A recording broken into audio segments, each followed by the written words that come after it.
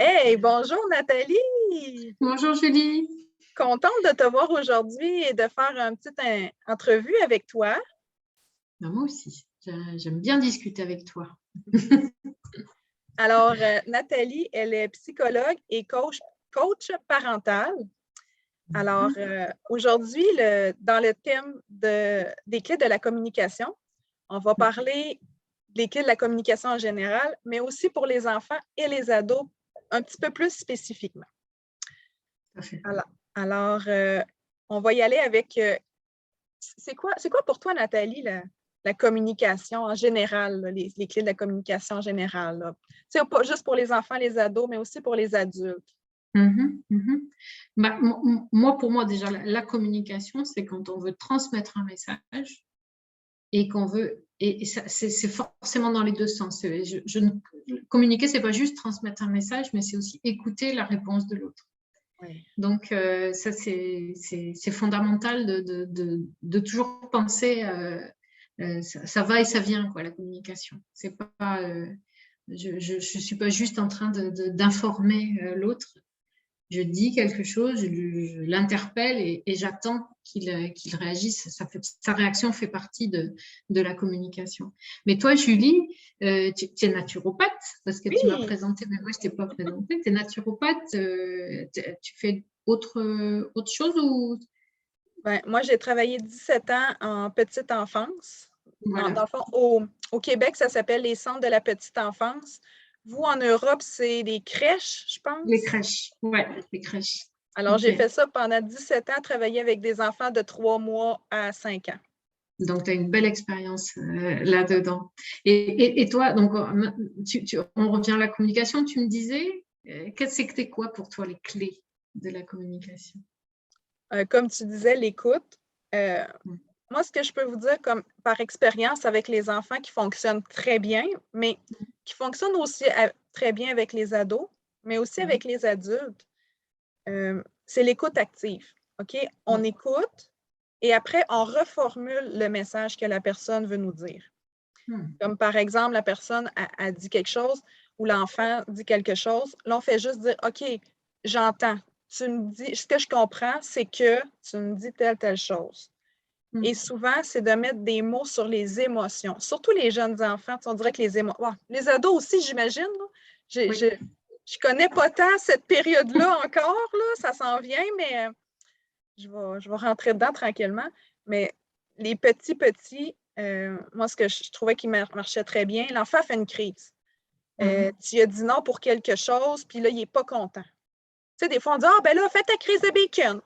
Ben oui, mais juste moi, ce que je faisais avec les enfants, c'est OK, je comprends, tu es fâché, là, hein, tu es vraiment fâché parce que là, moi, je t'ai dit non pour faire telle chose, puis toi, tu avais le goût de faire ça, mais là, là, on explique aussi. Mais juste de reformuler avec des mots, puis de mettre des mots sur les émotions, c'est magique. Ça, c'est. C'est vrai que souvent, le fait que l'autre, que ce soit un adulte, un enfant, se sente reconnu dans ce qu'il dans ce qu'il ressent ou dans ce qu'il a dit, le fait pour la reformulation, ça lui ouvre comment dire, il se sent reconnu, donc du coup, il va ouvrir ses oreilles à ce que toi, tu as envie de dire ensuite. C'est-à-dire que sinon, ça bloque de suite, quoi. Si on veut juste être entendu, ça ne va pas fonctionner. Si on écoute l'autre en premier et si on lui montre qu'on a entendu, du coup, il va être ouvert à nous écouter. Et ça, souvent, on l'oublie dans un conflit.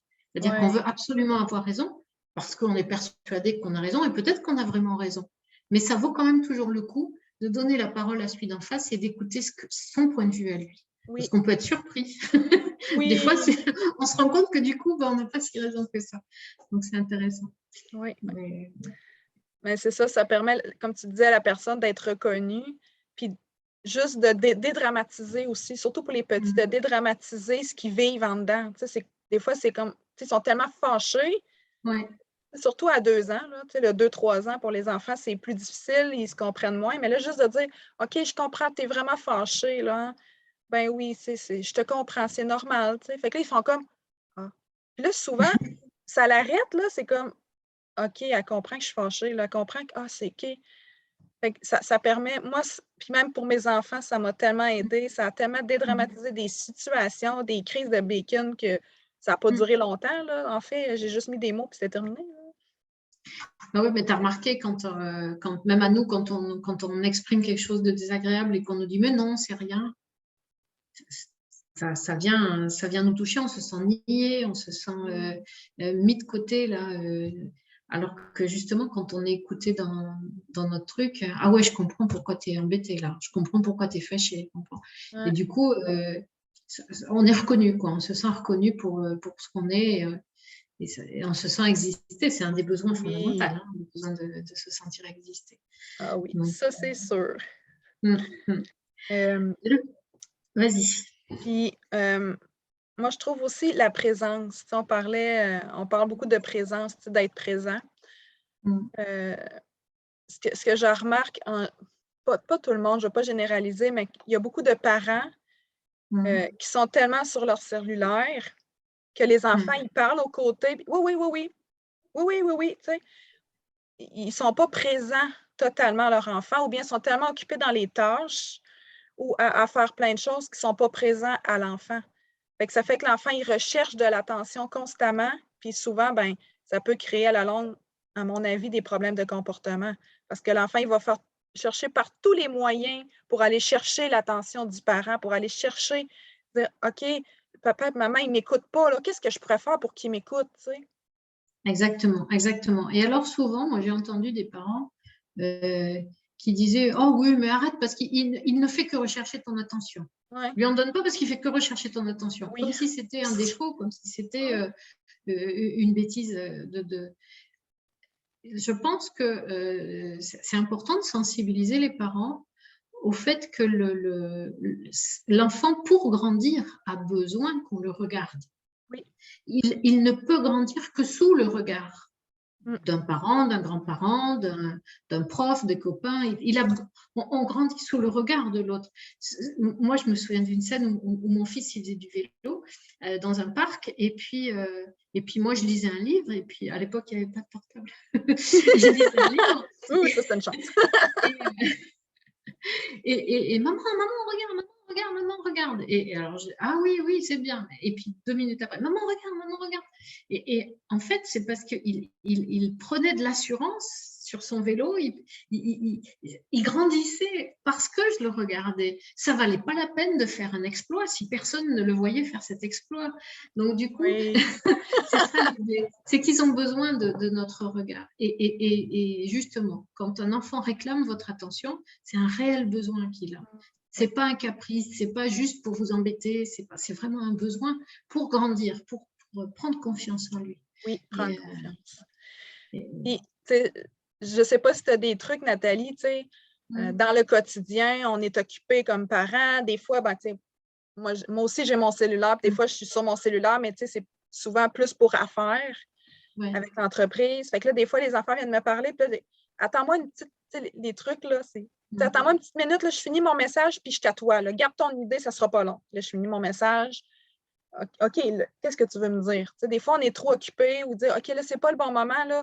Tu sais, on peut dire, OK, attends quelques minutes, là, je t'attoie, tu sais, promis, là. Puis des fois, on est capable aussi, tu sais, de dire, OK, je fais pause 1 ou 2 minutes pour l'écouter aussi, là. C'est de prendre le temps de le faire aussi, là. Tu sais, on sait que tout va vite, que notre vie va vite, mais il faut prendre le temps aussi. Puis si, mettons, c'est vraiment pas un bon moment, mais c'est de le dire à l'enfant. Oui, je vais t'écouter, là, donne-moi quelques minutes, là. Ouais, c'est important aussi quand on est professionnel à la maison, on travaille à la maison, de se cadrer des horaires de travail. Et que l'enfant il sache que la maman elle est en horaire de travail. Et quitte à faire un petit panneau ne pas déranger sur la porte Oui, ou quitte à faire avec un petit papier là, posé sur le bureau, mais pour que l'enfant il comprenne un truc qui matérialise que là maman elle est dans ses horaires de travail et se tenir à nos horaires de travail. oui, Effectivement. oui, Et c'est important. voilà. Et quand l'heure arrive, bah, tu vois, quand la grande aiguille elle sera là, j'arrêterai de travailler et vraiment le faire, effectivement. Mais c'est important pour nous aussi, hein, les mamans, quand ça se mélange du travail à la maison, hein, de plus en plus de mamans et de papas travaillent à la maison, en télétravail, eh bien, c'est vraiment de se donner des horaires de travail, de cadrer les moments où on travaille et les moments où on est avec eux. Et il y a que comme ça. Non, mais en tout cas, moi, j'ai la sensation qu'il n'y a que comme ça qu'on est vraiment avec eux quand on est avec eux et vraiment au travail quand on est au travail. Ouais, Et les enfants sont... Excuse-moi. Oh là là, non, rien. Non. Et les enfants sont vraiment... j'ai une vue sur mon jardin. OK. Les enfants sont vraiment respectueux quand ils savent. Ils aiment qu'on les respecte quand ils sont dans leur chambre et ils aiment qu'on respecte leur intimité, qu'on frappe avant de rentrer ou qu'on se signale avec les pas un peu plus fort quand on arrive vers la porte. Tu vois, il ne faut pas les surprendre. C'est pas gentil de les surprendre. Coucou, c'est maman! Exactement. Viens voir si tu es en train de faire tes devoirs. Non, l'idée, c'est de... et ils nous respectent en général, hein, Oui. quand ils savent qu'on est en horaire de travail et qu'ils savent que quand c'est fini, on sera pour eux. Ils attendent très patiemment qu'on soit pour eux. Oui, très, très bonne idée, ça aussi. Merci, Nathalie. C'est des idées de bon sens, mais c'est vrai que c'est tout simple. Moi, j'ai eu du mal à les appliquer. Hein. C'est vrai, hein, c'est vrai, on apprend à nos dépens. Donc, Oui. Et là, si on allait un petit peu plus, là, on a parlé enfant-ado. C'est sûr que tout ce qu'on a dit, ça correspond très bien aussi aux adultes, de reformuler, de dire j'entends qu'est-ce que tu me dis, je comprends qu'est-ce que tu vis. Sans donner notre point de vue, c'est très bon aussi, d'être présent aussi aux autres adultes. Et tantôt, tu parlais de la communication unisens. Je suis sûre que vous connaissez toutes des gens qui parlent, mais toi, quand tu essaies de parler ou de dire quelque chose, la personne ne t'écoute pas. Exactement. Ça, là, c'est des gens qui sont beaucoup dans l'ego, le moi, moi, moi. Là, dans le film, là, Nemo, les petites mouettes qui sont sur le dessus du « ouais, ouais, ouais. Ouais. Et c'est des gens avec qui il n'y a pas de conversation. Il n'y a pas d'échange. C'est vraiment dans un sens. Mais moi, avant, ça m'énervait, ces gens-là. Et maintenant, j'ai beaucoup de compassion pour eux parce que ça témoigne d'un empressement à exister. S'ils se taisent, c'est comme si ils n'existaient plus. Quoi. Il y a cette urgence de vivre et de dire tout ce qu'on a à dire. Et souvent, c'est des enfants qui ont été tus quand ils étaient petits. Tais-toi, si c'est pour dire des bêtises, c'est pas la peine. Laisse parler les grands. Et donc, du coup, c'est des enfants qui, quand ils avaient envie quand même de dire quelque chose, ils le disaient très, très vite parce qu'ils savaient qu'ils n'avaient pas beaucoup de temps. Ils avaient une fenêtre de tir très courte pour pouvoir dire ce qu'ils avaient à dire. Et donc, après, ça peut donner des adultes comme ça qui vont beaucoup parler, parce que quand tu parles, tu occupes l'espace, en fait. Oui. Tu existes. Et donc, voilà. Est-ce que tu penses, en tout cas, je veux juste en parler avec toi, voir si c'est une observation que j'ai faite, voir si ça fait du sens, que des fois, certaines personnes, c'est parce qu'à l'intérieur d'eux, il y a une souffrance, mais qu'en parlant beaucoup, en faisant du bruit beaucoup extérieur, dans l'ego, ben, ça permet de pas montrer qu'est-ce qu'il y a à l'intérieur, la vulnérabilité et la souffrance qu'il y a là. Moi, c'est le feeling que j'ai. OK, que je peux... Bien sûr, c'est du bruit pour pas aller... souvent, les gens qui parlent beaucoup, ils parlent beaucoup de choses très superficielles. Oui. Justement, c'est pour pas aller en profondeur dans les choses. Ils ont des relations superficielles avec les autres. Oui. Et quand tu vas un peu plus en profondeur, si tu leur poses... tu vois, si tu t'arrêtais, tu leur disais, mais vraiment, comment tu vas? Tu vois, en les regardant, en étant... Et en général, la conversation s'abrège assez vite. Parce qu'ils ont peur, on leur fait peur. Mais bon, oui, il y a de la souffrance, forcément. De toute façon. Quand il y a quelque chose en trop, c'est pour cacher quelque chose. Oui. C'est le feeling que j'avais chez pas tout le monde, mais chez certaines personnes qui sont comme ça. Avec nos enfants, je reviens sur les enfants. Oui. Il y a un peu de ça. Hein. Il y a des enfants qui parlent beaucoup. Et des enfants qui sont les pipelettes, les moulins à parole, ils parlent énormément, et c'est la même chose aussi. Ça procède de la même chose, cette envie d'exister, cette urgence d'exister, d'occuper l'espace. Et du coup, le problème, c'est que quand tu parles beaucoup, c'est ce qui risque d'arriver. Je parle beaucoup. C'est que notre interlocuteur, mais ils l'ont vu physiquement non, mais neuroscientifiquement, les canaux, ça se ferme en fait. Il y a une désensibilisation du canal auditif qui fait que quand quelqu'un parle beaucoup en face de toi, il y a un moment où tu décroches, on dit tiens, j'ai décroché. Je me suis mis à penser à autre chose. En fait, c'est comme si les oreilles se fermaient. Et alors, nos enfants, ils ont une capacité d'écoute très, très courte. Très, très courte. Je crois que c'est 7 secondes. Hein. C'est vraiment court. Ça fait du sens. Et donc, si tu dis à ton enfant, si tu lui fais un discours pour lui expliquer quelque chose qui dure plus de 7 secondes, il va fermer ses écoutilles, comme on dit chez nous, il va plus écouter. Et donc, c'est pour ça que quand on veut transmettre un ordre, entre guillemets, à un enfant, qu'on veut lui demander de faire quelque chose, déjà, il faut lui demander 2 choses à la fois, pas plus. Hein, c'est pas du genre range tes chaussures, mets ton manteau là, va dans ta chambre, lave-toi les mains et puis t'as ton goûter sur la table et après va faire tes devoirs. C'est trop, il n'entend plus. Hein. Il entend les 2 premières choses, c'est tout. Mais c'est ça, il y a 6 secondes. En fait. Mais ça, je pense que c'est pas juste pour les petits. Hein. Je pense que c'est en vieillissant, puis même les adultes, quand on demandes trop, ils en prennent juste 2, 3 aussi. Je pense que c'est pour tout le monde, en fait. Et du coup, c'est beaucoup plus confortable pour le parent et puis pour l'enfant de dire, écoute, range tes chaussures, va mettre ton cartable dans ta chambre et après, reviens me voir. Ouais. C'est simple. Et là, tu redonnes 2 ordres de consignes ensuite. Tu vois. Ouais. Puis si on allait dans la nécessité de communiquer avec les enfants, on va en parler aussi avec les ados, mais là, on va y aller un petit peu plus avec les enfants. C'est quoi les pièges, selon toi? Les pièges par rapport aux enfants, c'est l'histoire du sens unique. Fais ci, fais ça. On est tout le temps en train de leur donner des ordres à nos enfants. Des orientations, t'as fait tes devoirs, enfin bref. On leur pose des questions, soit on leur pose des questions où ils ont juste à répondre oui ou non. T'as fait tes devoirs? Oui. T'as mangé ton goûter? Non. Tu t'es bien amusé? Oui. On n'attend pas qu'ils nous fassent, on les écoute pas en fait. Et on ne leur donne pas d'espace pour ça, hein, pour qu'ils puissent nous répondre un peu plus. Après, les parents ils viennent me voir, ils me disent « ouais, il ne me raconte rien, il ne me dit rien ». Et puis en sens unique, c'est-à-dire leur donner des ordres constamment. Quoi. Nous, on n'aimerait pas qu'on nous donne des ordres. Ouais, ça, c'est un piège. Tu disais juste, dans le fond, de communiquer avec son enfant, mais c'est d'y aller, mais pas juste pour que l'enfant réponde oui ou non. C'est d'aller déposer des questions ouvertes, en fait. C'est ça que tu veux dire, hein? Okay. Exactement. Et puis, ce que tu disais tout à l'heure, l'écoute active, c'est-à-dire qu'on pose une question et on écoute.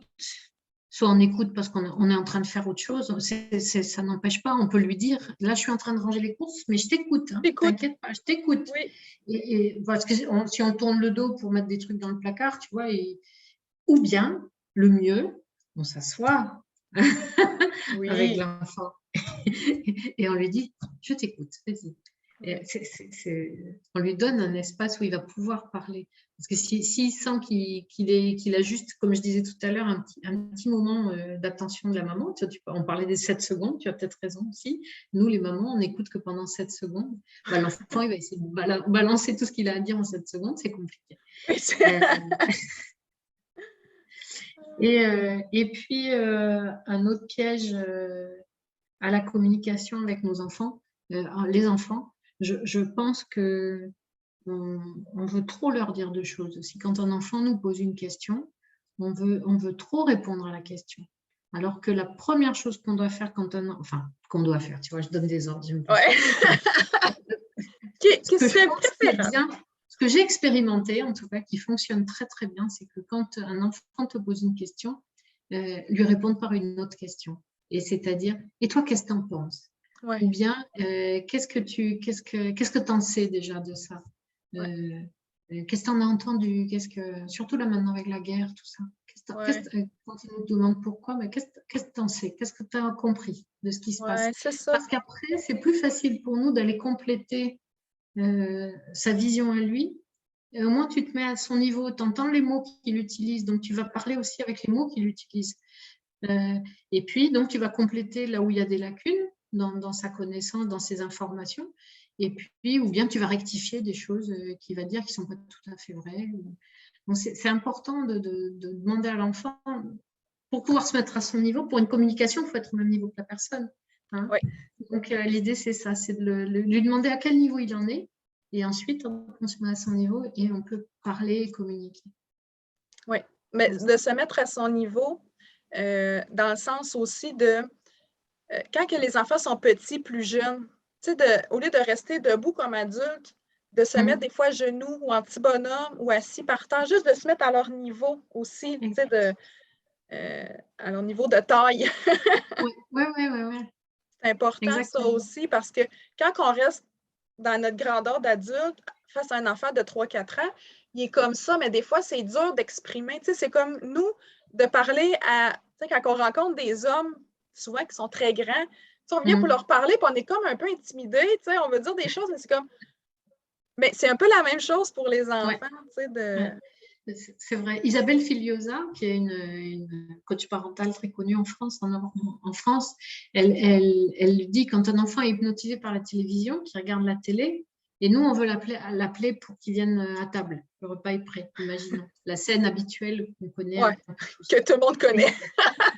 Au lieu de crier depuis la cuisine, à table, éteins la télé, viens manger, c'est beaucoup plus productif de déplacer, d'aller à côté de l'enfant, de se mettre à son niveau, comme tu dis, lui toucher le genou et de lui dire « Allez, t'éteins et on va manger, c'est prêt. » Et bien l'enfant, il va se lever, il va éteindre, il va venir manger. Parce que le message est passé en douceur, gentiment.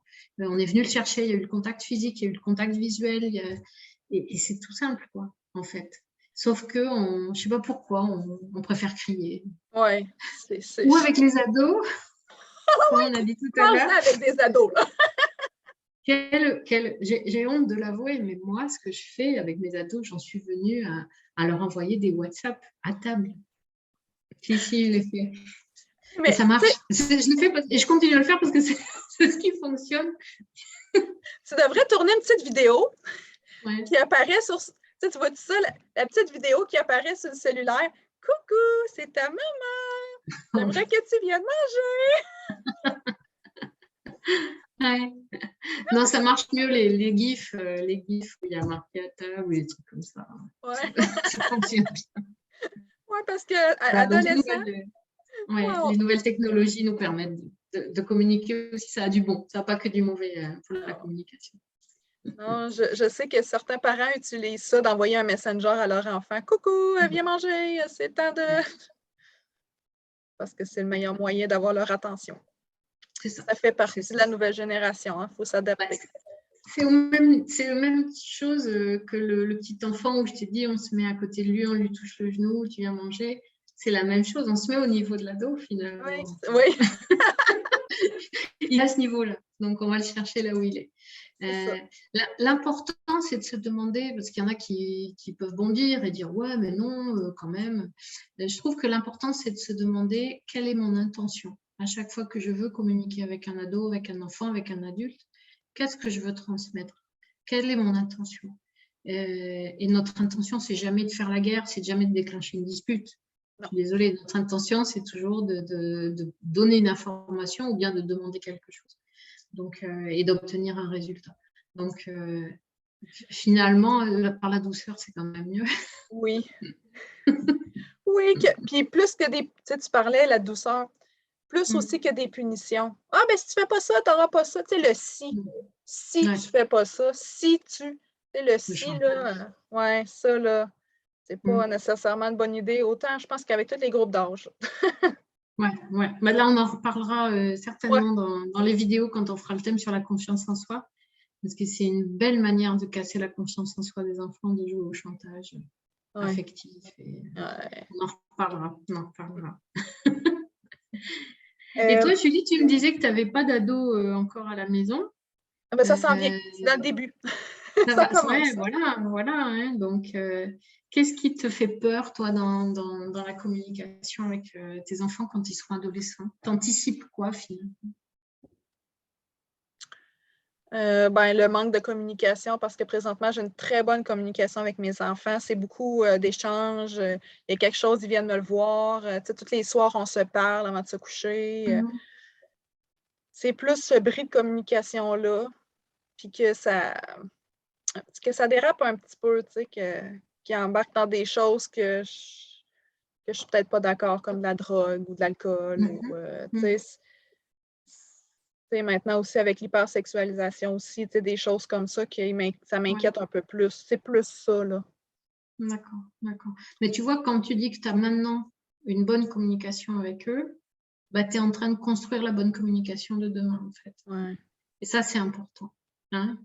C'est pas du jour au lendemain qu'on va pouvoir s'asseoir et parler si on ne l'a jamais fait avant.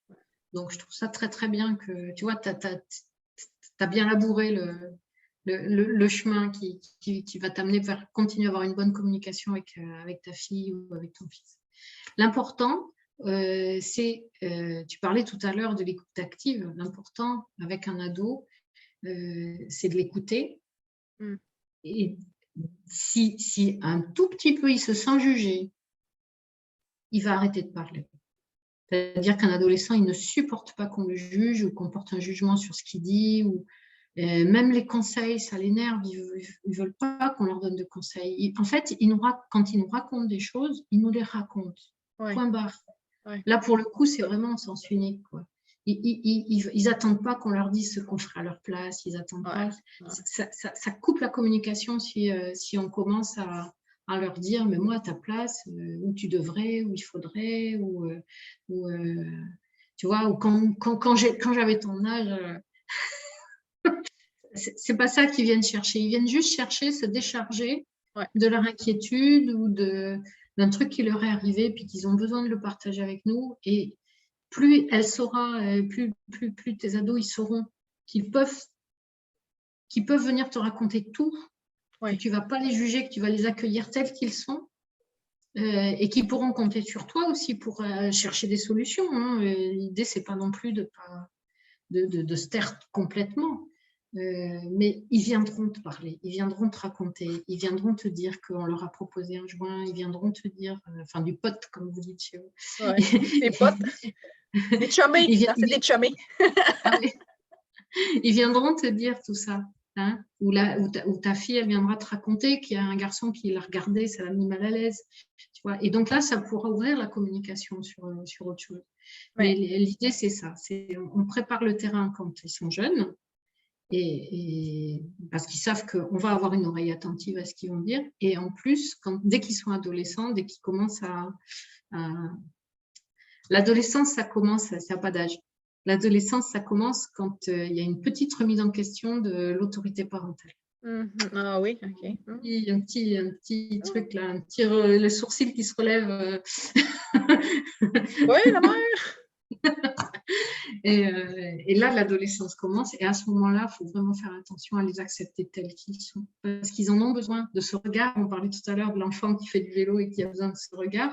Mais là, c'est pareil. Ils ont besoin de pouvoir grandir sous notre regard bienveillant. C'est un mot un peu trop à la mode et galvaudé maintenant, mais c'est une réalité. Ils ont besoin d'avoir un regard qui ne les juge pas, qui ne leur renvoie pas tous leurs défauts, Donc, moi, ce que je fais souvent avec mes enfants, quand ils me parlent de choses, des fois, qui se passent à l'école ou qui ont vécu, je fais juste leur dire, je les écoute, puis après ça, toi, comment tu trouves ça? C'est ça, exactement. Toi, comment tu vis ça? Comment tu te sens là-dedans?